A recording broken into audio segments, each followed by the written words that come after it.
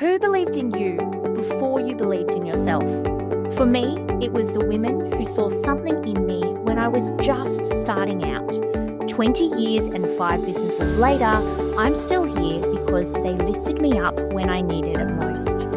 I'm Tania Gomez, and this is She Shapes Tomorrow, brought to you by Tania Gomez Consulting and Kismet, proudly sponsored by SN Services.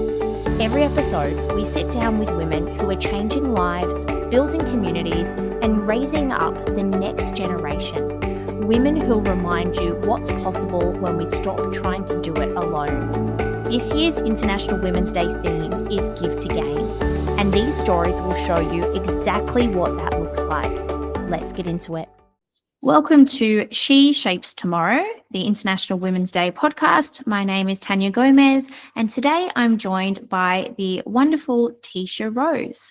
Teisha Rose is the founder of Hurdle to Hope and a leader who has mastered the art of navigating uncertainty. Her life took an unexpected turn at 22 when a promising corporate career was interrupted by an MS diagnosis. Later, she navigated a stage 4 cancer diagnosis and the loss of her voice. Combining her lived experience with her professional background in social work and NDIS quality auditor, Tisha now helps individuals and purpose-driven professionals build resilience, prevent burnout, and find growth in the face of crisis. Thank you so much for joining me today. Thanks, Tania. It's always funny hearing someone say nice things about you or you've gone through. So thank you. I'm really looking forward to our chat. Yeah, me too. I've heard so many wonderful things, and I'm really looking forward to hearing you speak at International Women's Day. So yeah, thank you so much for being here. Your leadership has really been massively shaped around unexpected interruptions to what you had planned for your life. Can you take us back to being 22 when you had the degrees, the graduate program at Telstra, the inner city life, and then the MS diagnosis, and what that moment was for you, and when you realized that life might not be what you had expected? Yeah, so gosh, it's 22. I've just turned 50. So, 22 seems so young to be dealing with such a full-on diagnosis. I'd never been sick before, so I didn't even have a local doctor to chat about this diagnosis, didn't know what MS was. So it threw me in a world I had no idea about. And it took me a few years to really realise that this meant the plans I thought I had for the future weren't going to happen. And I think that's what happens. You go through a diagnosis or a massive upheaval of your life and you hold on so tightly to the plans you had, the dreams you had. And I was very reactive to MS, get sick, go to the doctor, go to hospital, get better, get walking again, return to life as it was. In 2000, so 3 years after my diagnosis at 25, months and months in hospital, unable to, in the beginning, wriggle my toes, feel my body. I realised, I couldn't continue on with life as it was. So that's when it really sank. That sinking feeling of, oh my goodness, things have got to change. So it took a few years of holding on very tightly, but then finally realising, nope, I have to make some big changes. And fast forward to 2022, you were facing a mastectomy, and the afternoon before surgery, you got a phone call that stopped everything. Can you take us into the moment when your surgeon told you that it was cancelled because they thought the cancer had already spread? Yeah, that was devastating. The most scared I've ever been in my life. To give context, 3 weeks before, I'd found a lump in my breast. I went through the process that I'm sure women listening have gone through this process as well. The mammogram, ultrasound, biopsy came back, cancer, breast cancer. The good news is at that stage was it was contained, that we could cure that cancer and I'd have a mastectomy. Mastectomies are brutal, so it was a very emotional time coming to terms with going through that. But yeah, I made peace with that. I was packing my little red suitcase, and the doctor called. It was a surgeon, and saying, so sorry, but the scans we took sort of in that period that I was waiting for the surgery, it's come back, and you've got cancer in your liver, in your sternum, and also into my back. So there's no point going on with the surgery in 4 days. This was a Thursday. On the Monday, I was to see an oncologist. So all of a sudden I was almost celebrating we could cure this, to being told, no, now you've got incurable cancer. It's advanced. It's what's considered terminal. So it was very, very scary. And where do you go from there? How do you muster up the resilience to keep fighting and keep pushing and keep working through a terminal diagnosis? Yeah, it's really hard. But what I realized was everything I've learned in living with MS had prepared me for this. Yeah. Initially, I was like, and everyone, friends and family was like, oh no, how unlucky, 2 massive diseases. And I'm like, I know. But then I realized as I started, those 4 days were so traumatic, trying to stay in the present, not get caught up in the statistics or anything. But that's what MS had taught me. Lying in a hospital bed, unable to wriggle your toes, being petrified you'd never get out of bed, that teaches you how to stay in that moment and stay present.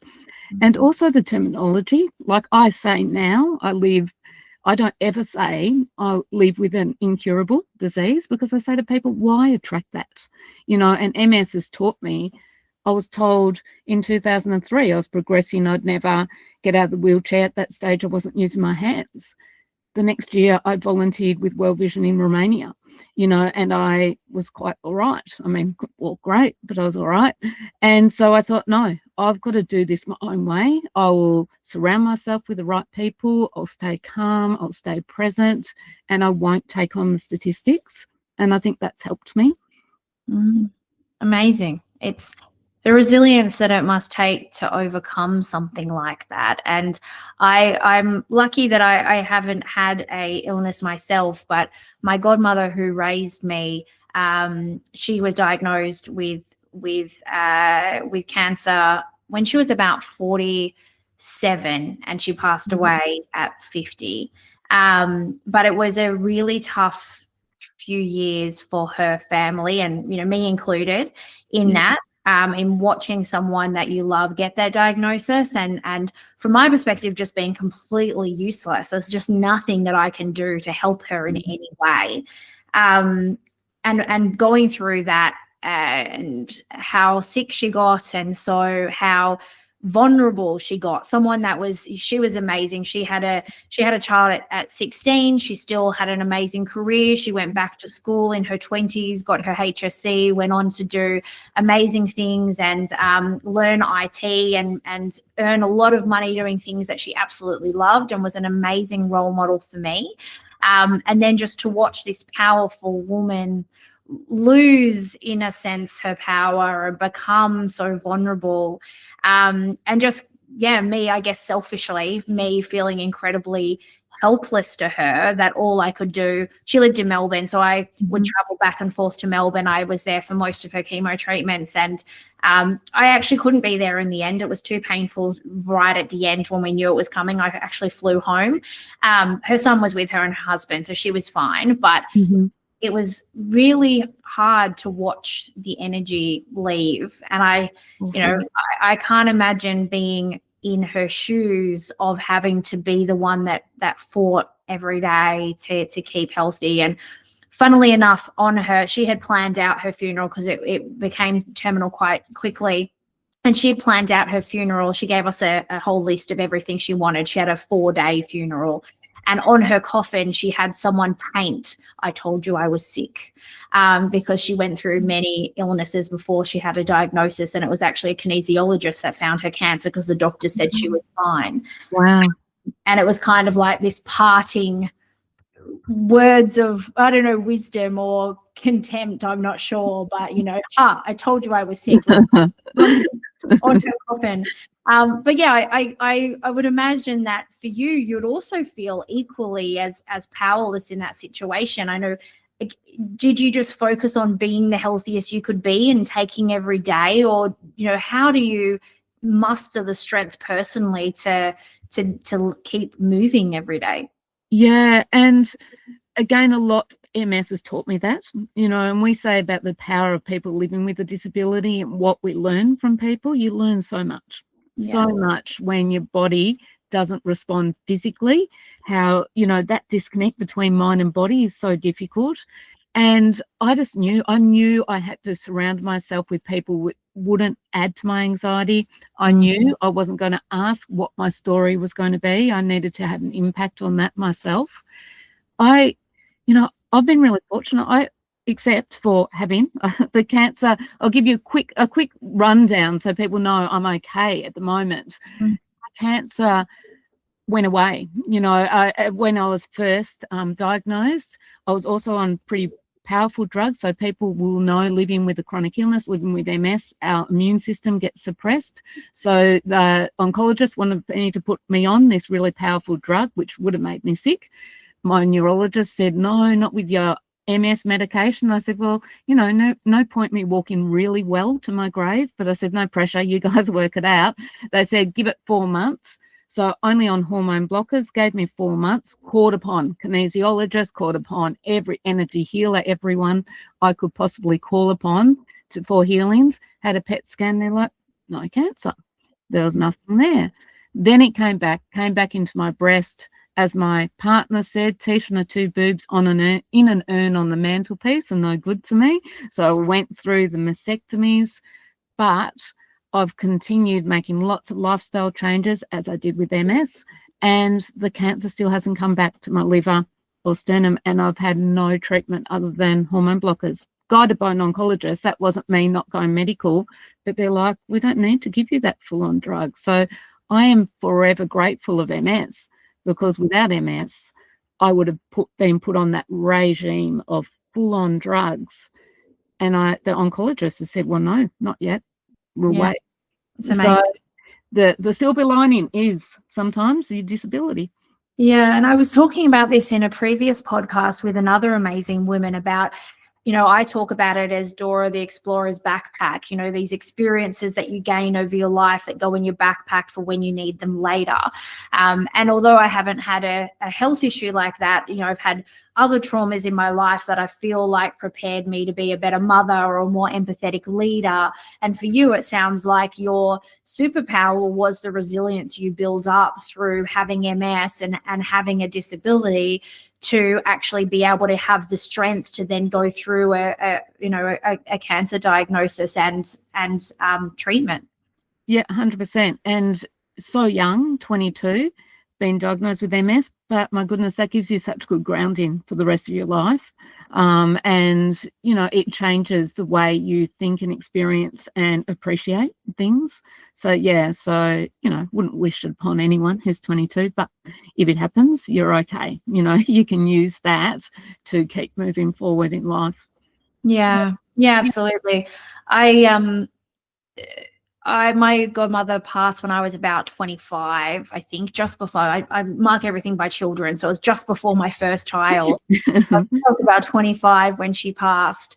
And I think that her passing and me, she changed my lives in many ways, but one of the things, as far as cancer goes, that really made a difference was that it gave her a great perspective on life that she was able to share with me. And every time she went to hospital, I would make her books of her favorite photos and things that she could take into hospital. And that was very therapeutic for me as well. And I tell this story at my SIL summits often, kind of in a different perspective, different angle. But at the time, I just had started my first business and I was earning a lot of money for a very young person, and I thought I was amazing. And my godmother, in her wisdom, we were sitting in a chemo ward, told me that I was disappointing her because all I cared about was money and fame, and I thought that I was this amazing person and I had lost my heart. And I'd studied to be an early childhood teacher and a special needs teacher, and she was like, "You're wasting your gifts on making money, and you disappointed me." I think she said that I was making her sick, I think were like the words that she used, which was devastating at the time, very harsh, but she was a very bold and powerful lady. And in that moment, a baby was going to come into the chemo ward, and she was like, "You're a teacher. Go and hold that baby. Don't let this baby come in. It's not good in here for kids. Go and help her." So I walked this lady's baby around while she had treatment. And when the baby had left and we were driving home, she said to me, "That's what you're going to do with your life, Tania. You're going to keep babies out of chemo wards." And I went on to run a charity with the Cancer Council, and we kept 300 families, gave free childcare to 300 families under the Cancer Council in a pilot. But over that time, I lost my godmother. And then over a Christmas period, out of I think at the time we had about 150 families, and we lost about 10 mums over Christmas. And it was just way too traumatizing for me. And although it was hard, I felt like I had done my life's work, as she said. I'd done what I could with the pain of all of that, and it was time for me to move on to do something else. So I found some other government funding to transition those families to, and that organisation, I ended up selling my for-profit business at that time, and that business that took over the families that I was working with as a charity, they actually became my employer then for 8 years, and I ran their disability program and their education programs. So it's a weird kind of way that, I never would have started a charity. I really had no reason to want to help families with cancer other than, obviously they needed help, but it was never in my purview. And then it became such a big part of my life for many years.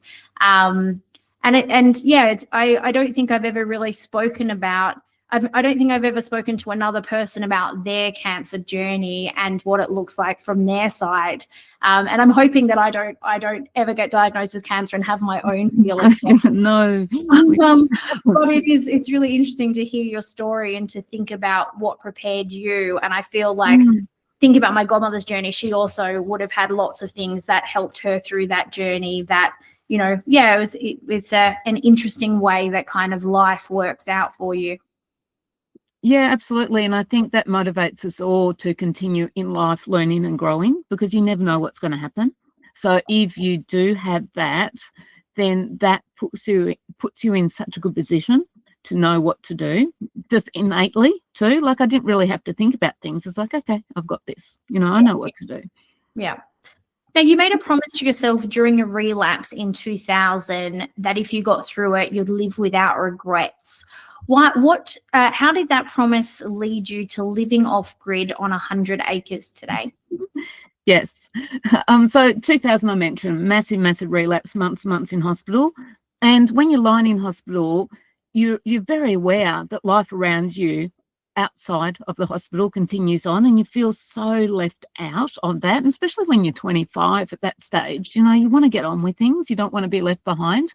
So I was like, right, if I get out of here, if I, regain my functioning, I'm going to join my friends who are all traveling over to the UK, doing the whole working holiday visa. And I was thinking, yeah, I'll keep that to myself, because I'm sure people wouldn't have thought that was possible, but it was. I started walking, not great. And the following year I thought, no, let's do this. So I traveled by myself, bought a ticket, ended up in London, couldn't deal with the tube with my legs. So ended up in Scotland for the year, and it was amazing. And so that's what happened this time as well. It was like, okay, this has happened. I need to trust my intuition, like I did going overseas, because I'm sure lots of people thought that was ridiculous what I was doing. It worked for me.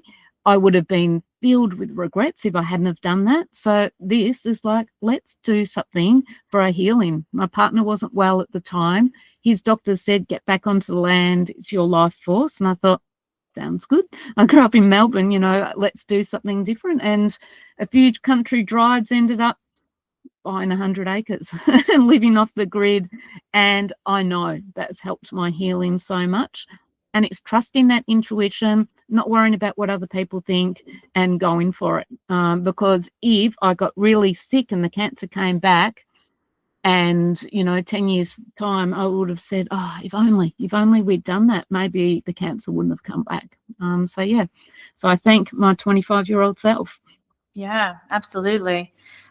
Now, I wanted to talk about the invisible barriers of, MS being an invisible disability. And I suppose, cancer and being in remission from cancer is also a bit invisible unless you have, a bandana on your head. I think that's makes people think.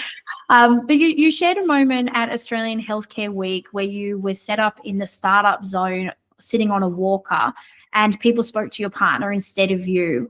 What goes through your mind in a moment like that, and how do you find a voice to reassert your authority?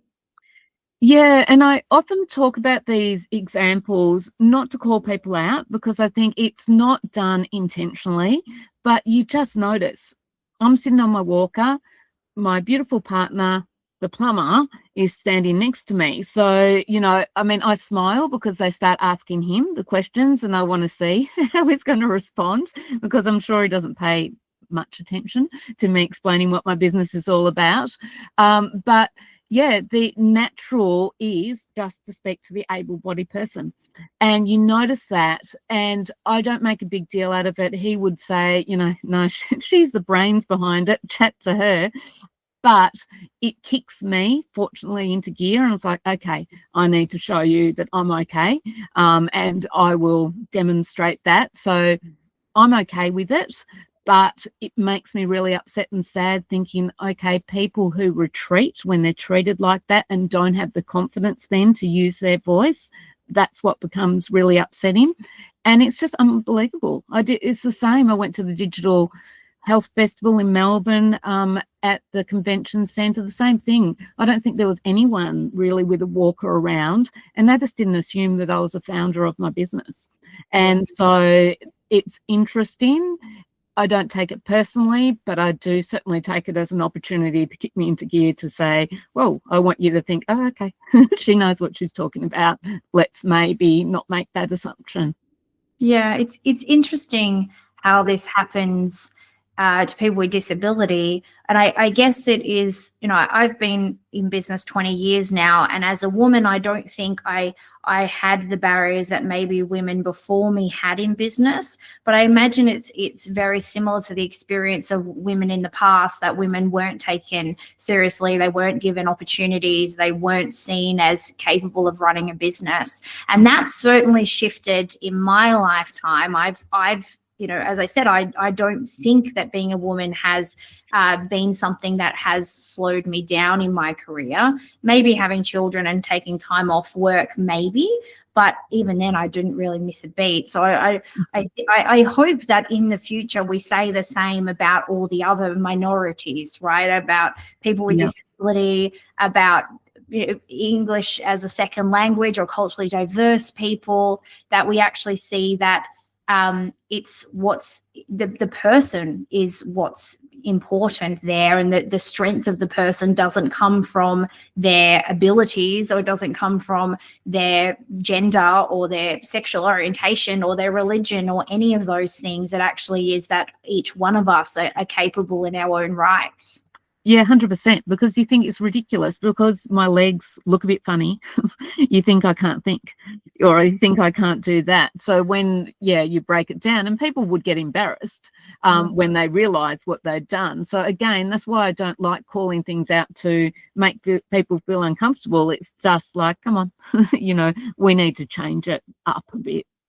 And I've noticed this in, when the NDIS first came out, I was working in a block-funded model, but when the NDIS came out and this idea of choice and control was kind of conceptualized, I remember speaking to participants and them almost being confused about this idea that they had a choice. And well, okay, I have choice and control, but no one's ever asked me a question about what I want before, so I don't actually know how to answer that question. Wow. What are your goals? Well, what do you think my goals are? It's like, what does my mum think my goals are? What does my sister think my goals are? Because no one's ever given me that voice. And I hope that the NDIS has really made a difference there, that we are, working towards giving people with disability the voice to make choice and control themselves. It would be interesting to see, I guess, how people with disability feel pre and post NDIS, if it has given them that real sense of choice and control or not. Yeah, and you hope so, because it's such an important component of the NDIS, I think. Yeah. Which kind of brings me to your background as a social worker and an NDIS quality auditor. You realize that that background and your education and training wasn't separate from your illness, that it was kind of the bridge. How did you learn to value your lived experience as a professional asset rather than a liability? Yeah, and I think that was really, for me, auditing, for me in terms of when I went into a room to interview participants, I always did the interviews. So I audited for about 4 years, and stopped with the cancer diagnosis. And so many, their faces lit up when they saw someone with a walking stick, because it's like instantly there's that connection. And I thought, well, that's amazing. I'm grateful that I can have that connection. But then, having studied social work, I worked, so I left corporate. When I came back from overseas, I thought, no, I'm not going to replicate my corporate life. I'm going to have a career change. And I went and studied social work and lived regionally. And I worked in emergency housing. So I knew the pressure frontline staff were in. And so that became a real asset when you're doing audits, because you connect with staff. You're not bombarding them with requests, and audits are so stressful. It's like, no, I'm a friendly auditor. So I wanted that connection, because I know what frontline staff are going through. I know how stressful that is as well. And so, yeah, I do think sometimes the universe, very interesting. All these, I started off Telstra Learning and Development, putting together training. Then you end up, doing social work, fall upon auditing, did some work at the NDIA head office because I was in Geelong. So all of these experiences make the person you are, and you can't differentiate. And like I shared, MS has taught me so much. That's the reason why I'm in remission with cancer. So it's like, why separate that?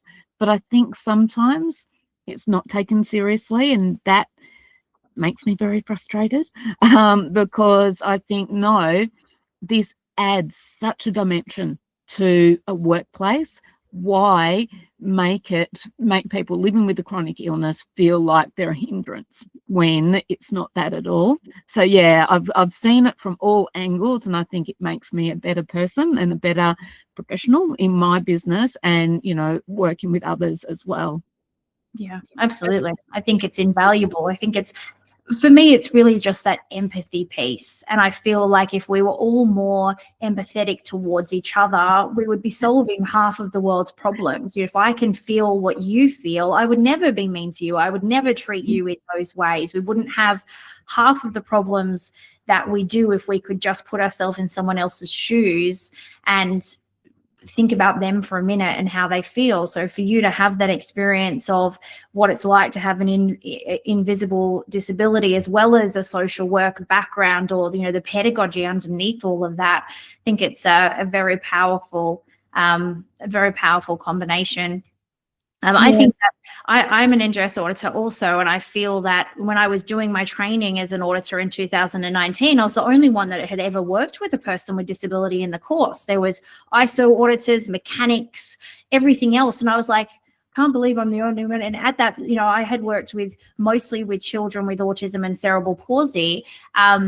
But I feel like the pedagogy and understanding of working with children, because when you work with a child, you just take them how they are. You don't expect them to be anything different. They're going to have bad days and good days, and things that you just have to take them how they are that day and work out a plan, which really relates to humans. But if it's almost like we forget when someone turns 18 that they're human, and we expect something different of them when they hit that point, because it's professionally or society says that you have to act a certain way in certain settings, as opposed to showing up how you are on that day, because it makes other people feel uncomfortable if you're not okay.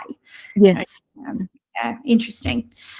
You mentioned that when you were diagnosed with stage 4 cancer, your biggest fear wasn't dying, but it was dying without having packaged your experience to help others. Tell me a little bit more about that.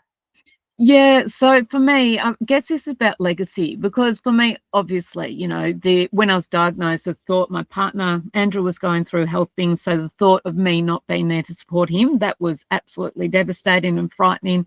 Impact on your parents when you tell them, you've got stage 4 cancer. So all of that is devastating.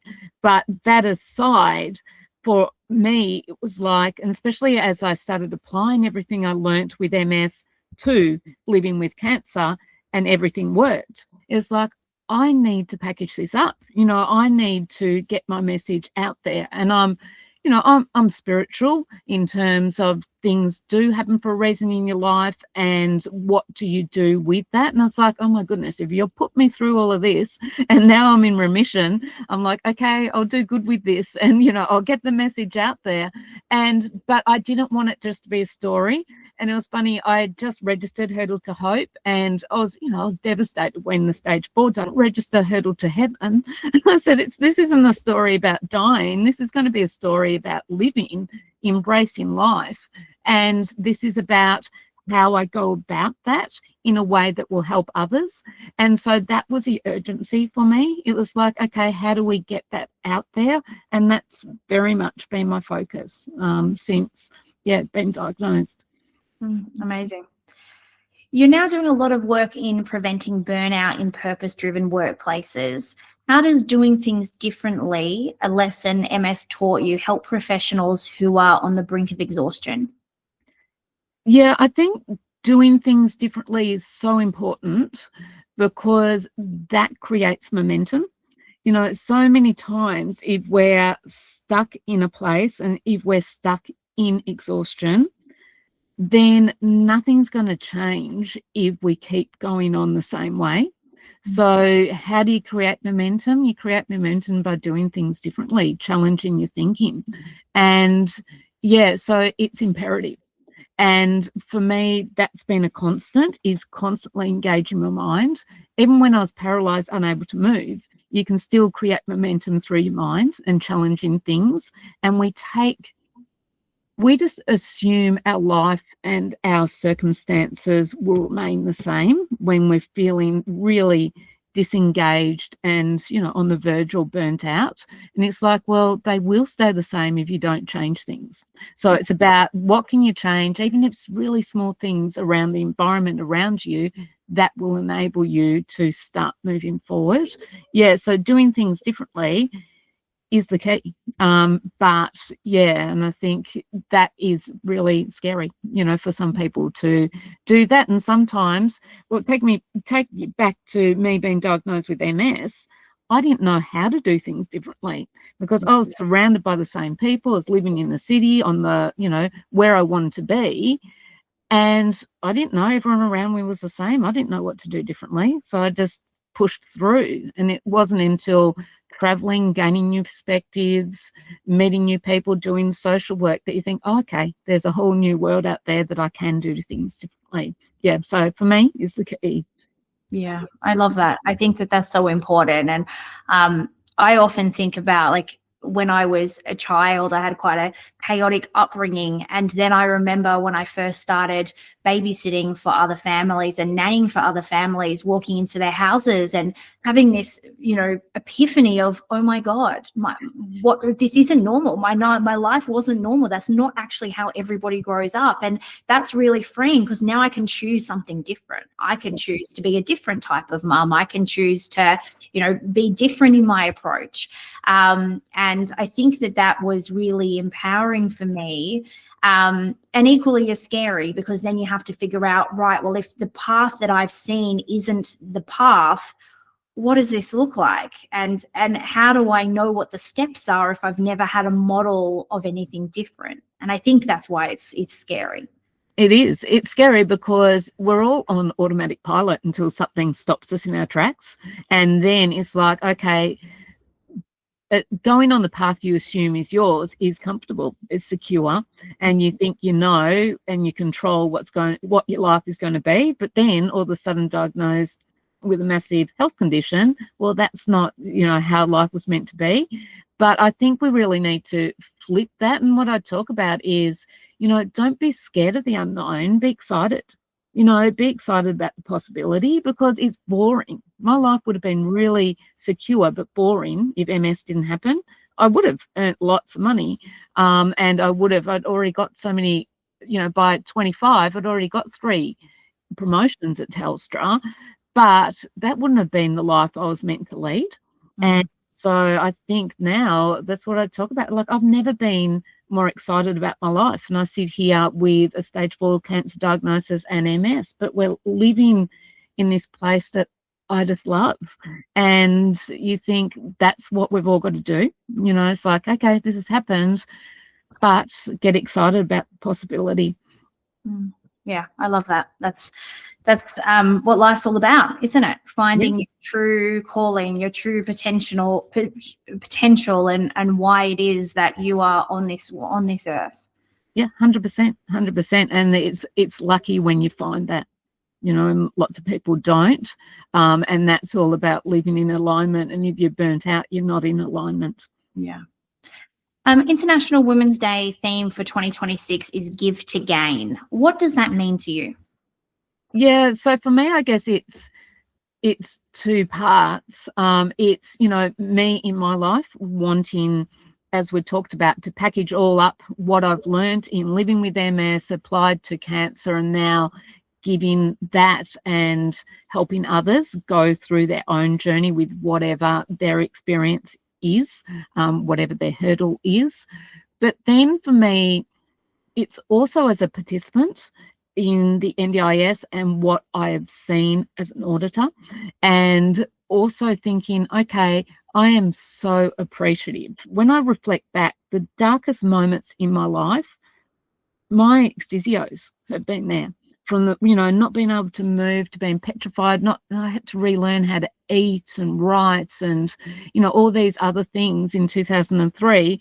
And the day after I'm diagnosed with stage 4 breast cancer, it's my physio there holding space for me as she's working on my legs. I said, I still need you to work on my legs, just listen. So they're there in those darkest moments. But I also know, and I can also see from my social work background, that they're burning out. So it's like, okay, give to gain, but don't give too much of yourself so you get depleted, and then I can't gain because you won't be able to work with me. So I think that perspective we're talking about, of me having worked in all these areas, it's like I can sit there with practitioners and say, okay, you need to also look after yourself. So for me, it's a bit, twofold, my, interpretation. I do. I think that's a really nice way of saying it. And when I saw the theme for this year, I really resonated with it, because I think in the care sector, we all do just give, and by default, then we are gaining. I think it fits perfectly. Yep, 100%. When you look at the woman you are today, turning 50 with a genuine smile, what would you tell the 22-year-old Tisha who just received the first diagnosis?